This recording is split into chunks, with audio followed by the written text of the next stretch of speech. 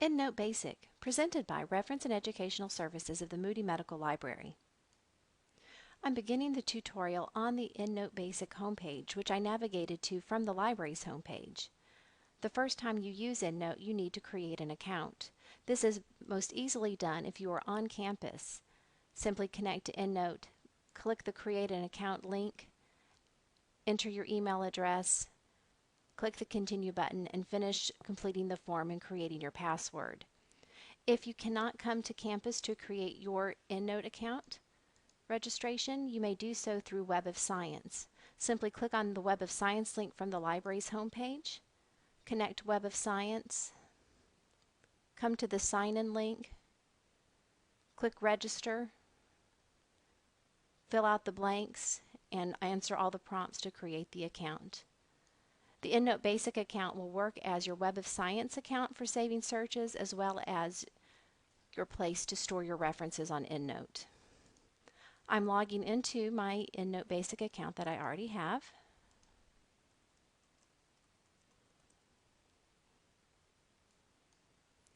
The very first time you log into EndNote and the account is empty, you will start here on the Getting Started screen, so you will see these icons.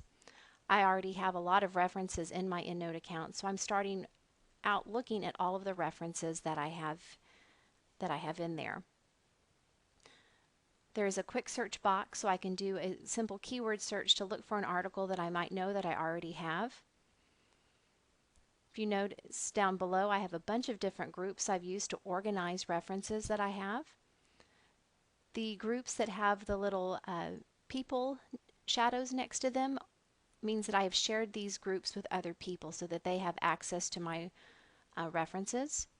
And then down below, I have places where groups have been shared with me by other people. Some of the groups I can only look at, whereas those with the people and the little pencil icon next to them means that I also have editorial privileges in those folders. Looking at the different choices in EndNote, the first tab that they have is the Collect tab. Under the Collect tab, I can do an online search. When I click in the pull-down menu, there are just several choices. Library of Congress, National Library of Medicine, and U of Texas Medical Branch all search the library catalogs of these organizations. That's helpful if you're looking for a book reference to enter into your EndNote account. The PubMed link allows you to connect to PubMed and search it through EndNote. I mainly only use this feature if I have a known reference that I'm trying to put into my EndNote account. If I need to do subject searching, then I will just connect to PubMed and do that in its own process so that I have access to all of the PubMed features available to me. New reference gives me a fill-in-the-blank form. I use the new reference if there's a citation that I need to enter and I cannot find it electronically in order to input it. So perhaps I need to cite a website or a blog or something like that. The important thing with manually entering a reference is to change this reference type pull-down menu from generic to whatever it is that you're trying to enter. So if I'm entering a blog, I would select blog, and it's going to change the fields that it's asking me to complete. Same thing if I were changing that to a web page. Again, the fields change slightly depending on what selection I make up here. The reason to do this is not only to help customize the material that I need to manually enter, but it also will help the system when it actually comes time to formatting the reference into the style that you need. Import references is not a feature that you have to use very much anymore. This would let you take references from a database and then enter them into your EndNote account. The reason why you don't have to use it so much anymore is most of our databases have an automatic export feature that lets you go directly from your search interface into your EndNote account. The next tab over is Organize. Organize lets me manage my groups. So I could create a new group. I could take a group and choose to delete it.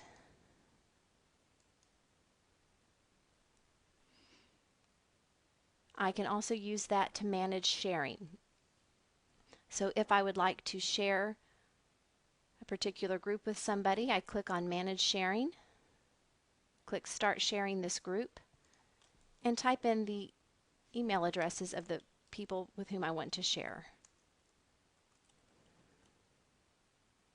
At this point, I can decide whether this person should have read-only access or read and write access. I could type in another address. Oops. And I could make a different decision for each person who's part of my group. So you can customize the access level that you have in a group. If I change my mind and decide that this person should have read-write privileges, it's simply a click to fix that.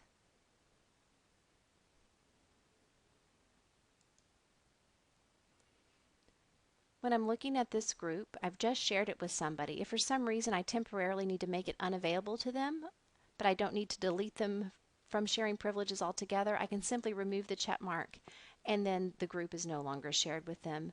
When I'm ready to add them back in, it's simply a check mark to put their access back on. The Others group under Organize lets me see the groups that have been shared with me. Make sure that the Use for Cite while you write is checked. This lets me have access to those groups when I am trying to write my paper and want to include references that someone else is sharing with me. Find duplicates.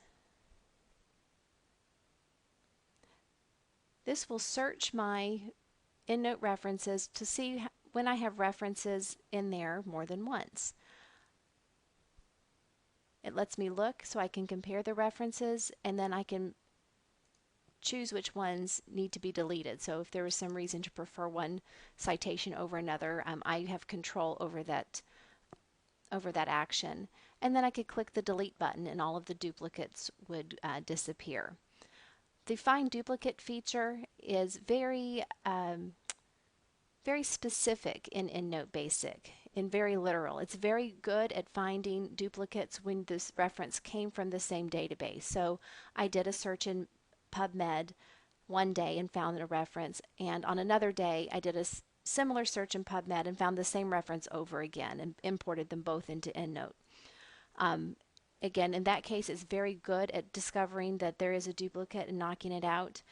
If I do a search in Medline and then I later on do a search in CINAHL, the nursing database, and find the same article, it's less good at going from different databases because of how it's matching and being very specific and very literal in determining its duplicates.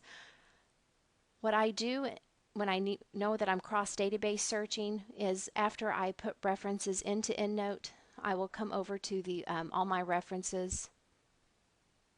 Let me hide the Getting Started guide there.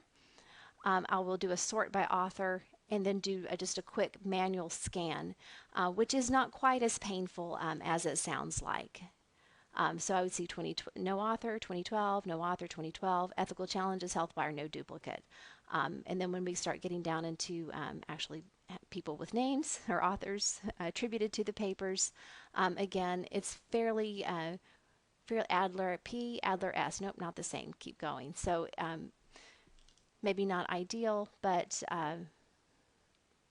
can be fairly easily done. Here's Ahmed MM, no date, 2010. Now these two do look like a duplicate, and so at this point I would probably click that check mark and come up and then click the delete button. I actually leave a few duplicates in my account on purpose so that I have them to show in classes like this. Manage attachments. There are little paperclip icons on the different references, so if I want to add the full text to any of the references in my EndNote account, I can do so. And that manage attachments let me keep track of those attachments that I might have. You do have only 2 gigabytes worth of space, so you probably can't have the full article for every single reference in your EndNote, especially as it grows. I currently don't have any attachments, so it lets me see that I've got the maximum amount of space available. If I did start having attachments in there, of course, you could see I could use this to sort of monitor when I'm getting close to my limit and know when I need to go in and start making some tough choices. The Format tab lets me do several different things. First off, there's the bibliography link. And I'll use the bibliography link for a couple of different things. First off, I may come down to the bibliography page and come over to bibliographic style and use the select favorites choice. Right now I have a fairly short list for my favorite bibliographic styles. The very first time you log into EndNote and you come over to bibliographic style, you're going to have everything from AAPG bulletins showing all the way down to Zygote. That can be pretty hard to have to navigate through all of those, so if you have a few styles that you know that you use a lot, you can come over here and add them to your favorite list. The advantage to this is also when you get to the Cite while you write feature, when you're in Microsoft Word, you'll only have your few favorite styles to look at rather than the entire list of choices. So if academic medicine was one of my favorites, I can click here and click copy to favorites, and that adds it to the list. If I decide that this is no longer my favorite, I can even highlight multiple ones and click remove from favorites and kind of keep my list a nice short working list for the things that I use most frequently.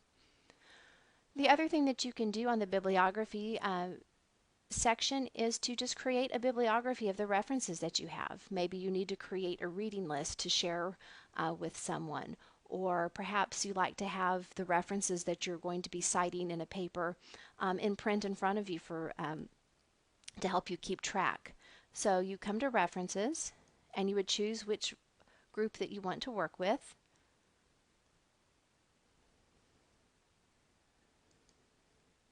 You would choose which bibliographic style you would like to see the references in. If I'm just wanting to take a quick look at them, I will choose HTML. If I want to do something with them in Word, I would choose either the plain text or the rich text format because that's nice for copying and pasting. I'm going to go ahead and choose HTML. I could save this as a file, I could email it to myself or someone else, or I can click preview and print to make sure that pop-ups are allowed. And now I can take a look at the references that are in that folder. While we're here, let me also point out that I've got the bibliographic style here for JAMA. If you're looking for the American Medical Association or AMA format, you do have to select the journal JAMA and look in the J's rather than the A's for that particular bibliographic style.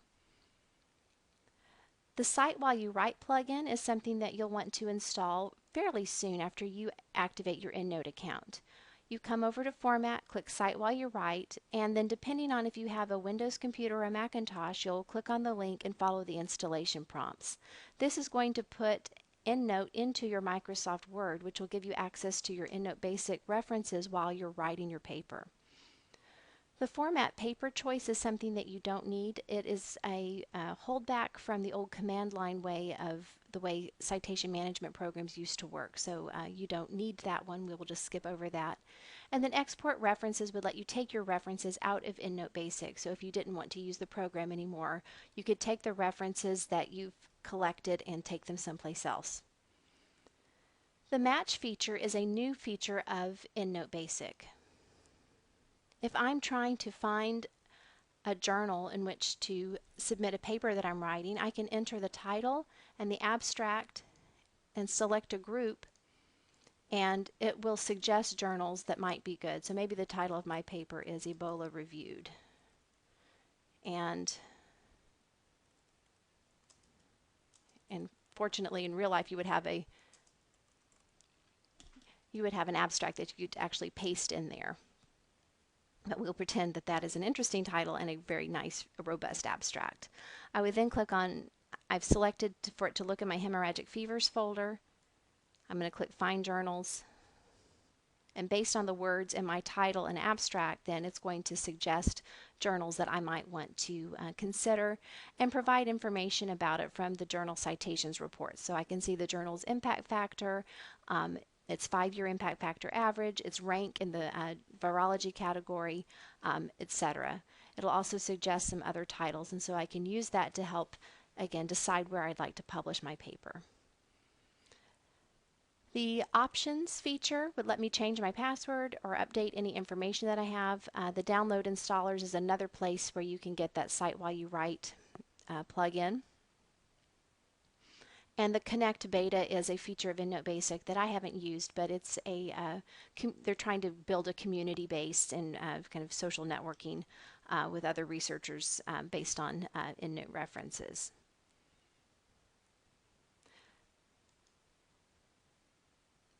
So I want to show you how to take references and import them into your EndNote account.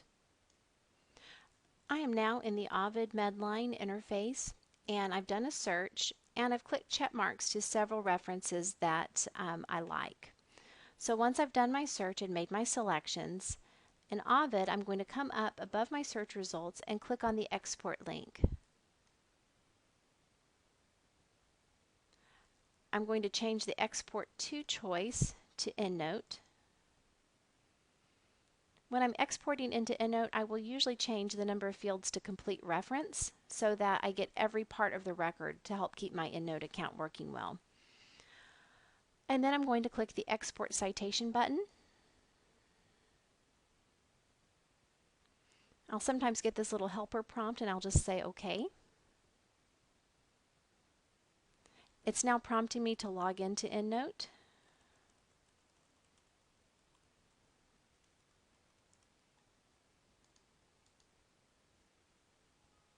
And I get a confirmation when the references have been exported.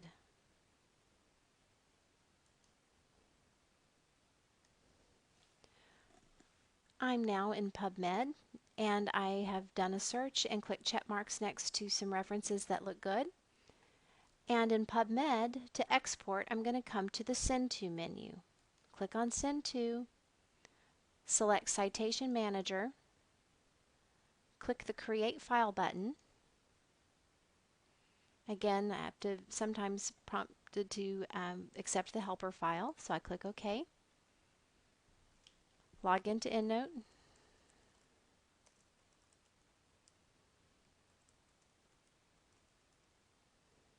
And it will tell me when the three references are exported. I'm now going into CINAHL, where I've done a search and I've added some references to the folder. I click on Folder View. I click on Export. In CINAHL, Direct Export to EndNote Web is already selected. I simply have to come over here and click the Save button. CINAHL is recognizing that I was already logged into EndNote, and so it brings me into a new tab of my EndNote and letting me know that those two references were imported. So I selected 2 in CINAHL and 3 each in Medline and Ovid Medline, so that should give me 8 references in my unfiled folder now. So here's unfiled. Those are where references go when EndNote doesn't know what to do with them. So I can look at those 8 references that came over. I can do a quick scan to make sure that there aren't any duplicates. I can then take these references and move them to another group. So take them out of unfiled and put them where they belong. So if these belong in my class demo folder, I would click the Add to Group and select Class Demo.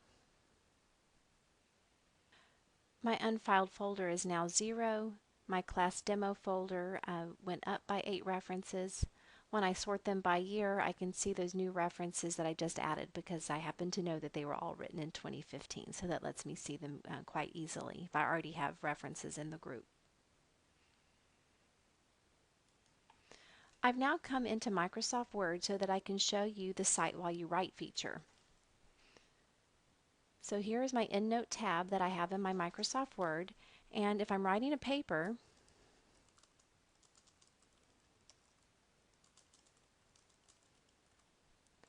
so here is a sentence where I need to attribute the idea to somebody else. So I'm going to click on EndNote Web. It's going to ask me to log in.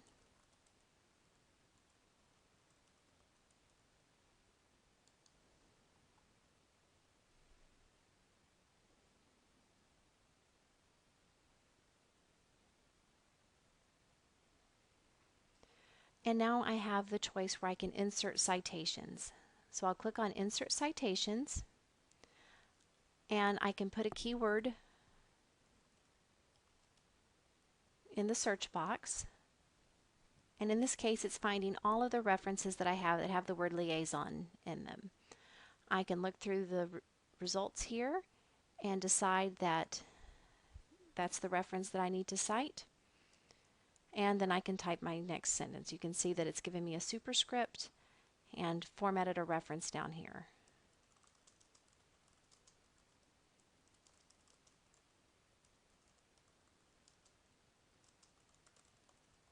So I would type in my next sentence that needs a reference, come over here to Insert Citation. If it's still the same keyword pulls up the references that I need, I can just leave that there and click on the next reference to insert.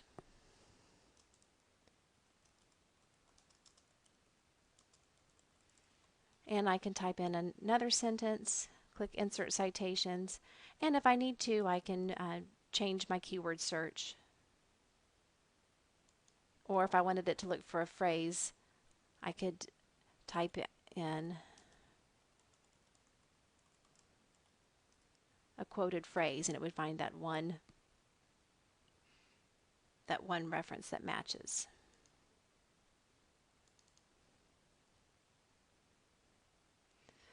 Now, Microsoft Word remembers the last style that I used when I wrote a paper. So the last time I used Cite While You Write, I was using the ICMJE uniform requirements, and it's giving me superscripts, and it's keeping the references in the order in which I've cited them.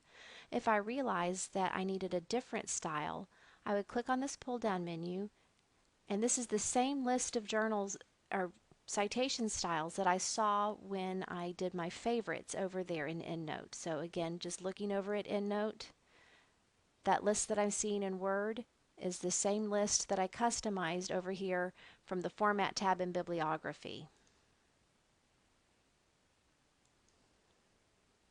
Going back to Word.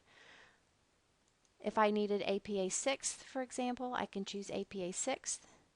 And now all of a sudden it has changed my references to from superscripts to parentheses information, and it's alphabetized my results rather than doing them in the order in which they're cited. That is one of the main advantages of using EndNote to format your bibliography, because it does make it very easy to change styles as you need to. Sometimes we've noticed that if you start moving things around a whole lot, it'll have a hard time sort of keeping up with you. So if you have done a lot of cutting and pasting and moving things around, so let's say I need my third sentence to be the first sentence, and I need to change to the JAMA format or something like that. If EndNote were having a hard time keeping up with me, I would always save the file, come over here and click to convert citations in bibliography, and I would convert them to unformatted citations, which will take all of my references there and put them in squiggly brackets. Then I'll click the Update Citations in Bibliography. A lot of times that's enough to force it to look at your account again and get things in the correct order. So just a little tip to put there if it's having a hard time keeping up with all of your edits. This concludes the EndNote class. If you have questions, please ask a librarian. You can use the chat feature or email us from the library's homepage. You can give us a phone call at 409-772-2372. Text us at 409-433-9976, or come visit us in person at the information desk. Thank you.